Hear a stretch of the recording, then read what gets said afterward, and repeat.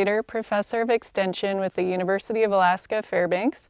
I'm here at the Porter Hill Farm today with Adam, Charlotte, and Joanna. They do some amazing things here. They grow a variety of vegetables, raise rabbits and goats, as well as a ton of raspberries. So we're going to learn a little bit more about what all they do here today.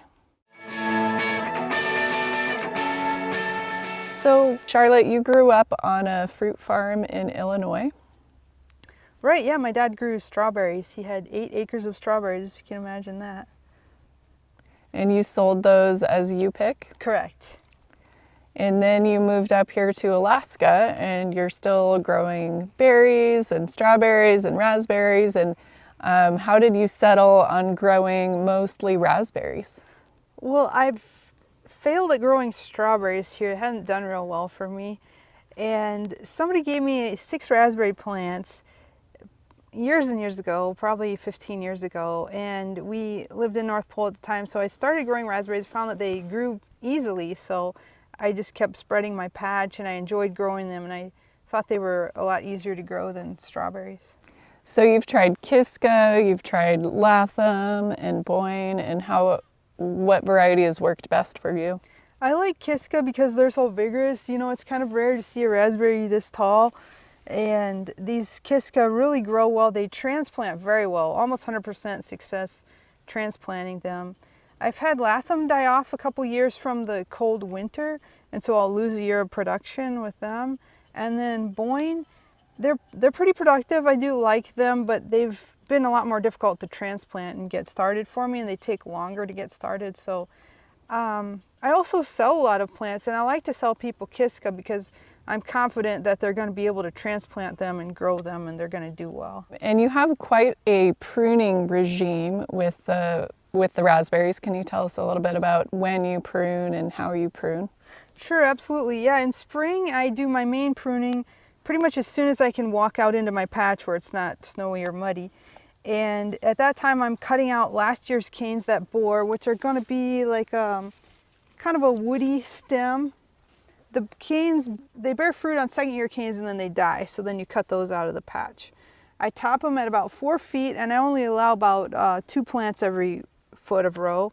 So I'm really thinning them down to the fattest canes and just a few canes, and I'm limiting how tall they can be also. And how wide are your rows, and then how far apart are your rows? My rows are only about 12 to 18 inches wide. They produce a lot on the edges, and so if you go wider, you're not really going to get any more production. You're just going to have more to take care of. Between the rows, they're about 8 feet apart, and for me it's just enough room to get the riding mower through. Any narrower and they're almost touching by the end of the year, and it's hard to even walk through. So. Yeah.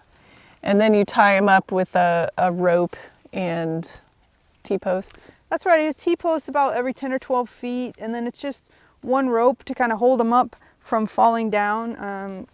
And that way they're just a little easier to pick. It's not more production, but it's just they're up higher and easier to pick. You don't have to pick them up off the ground.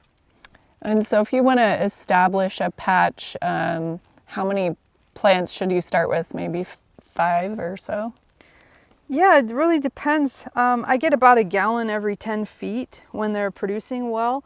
And I plant the plants about every 3 feet, 2.5, 3 feet apart. So you can do the math for how many gallons you might want and how many plants it would take. And how long does it take to get the patch established? So they produce a little bit the second year because they produce on second year canes. But full production, I would say 3 or 4 years till they're really up and running well.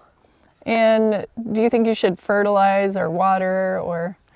Yeah, I'm having not as good of a crop this year. I think that's probably because I haven't fertilized for a few years, but it's good to throw a commercial fertilizer down. And raspberries also respond well to any kind of organic matter like wood chips or maybe grass clippings or something like that. So anything you can put on there helps them. They spread by rhizomes, so they like something that they can push through with their roots. So yeah, it's important to get something on there. And then we do have drip irrigation. It hasn't shown, there's one row that doesn't, and I don't see a huge difference between irrigating and not, but I think if we did have a dry year, it would definitely make a big difference. Yeah. And then you sell the plants and you sometimes sell the berries as a U-pick. How do you actually market for those things? I market on Facebook Marketplace, and I usually have to stop advertising U-pick because I don't have a ton. And so I don't do a lot of advertising. And then my plant sales, I sell about 200 plants a year, and I really also sell out pretty fast for that. But they can be transplanted anytime throughout the year. So yeah.